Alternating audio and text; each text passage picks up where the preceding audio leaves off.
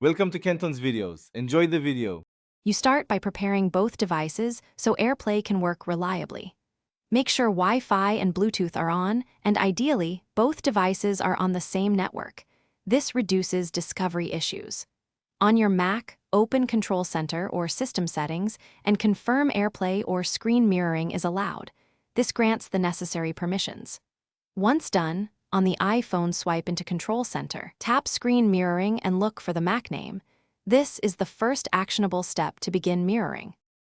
After you tap your Mac from the iPhone screen mirroring list, the devices negotiate a secure connection. Make sure to accept any prompts on the Mac. You'll often see options to mirror the display or use the Mac as a separate display. Choose based on whether you want identical output versus extra screen space. If a 4-digit code appears on the Mac, enter it on the iPhone to complete pairing. This step configures the actual streaming and display behavior, so take the extra second to pick the right mode.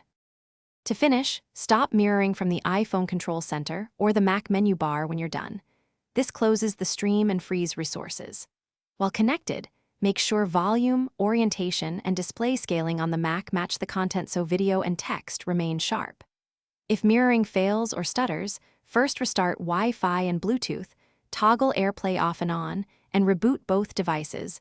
Also confirm both are on the latest OS. That single troubleshooting tip resolves most connection issues. Thanks for watching. Consider subscribing if we helped you.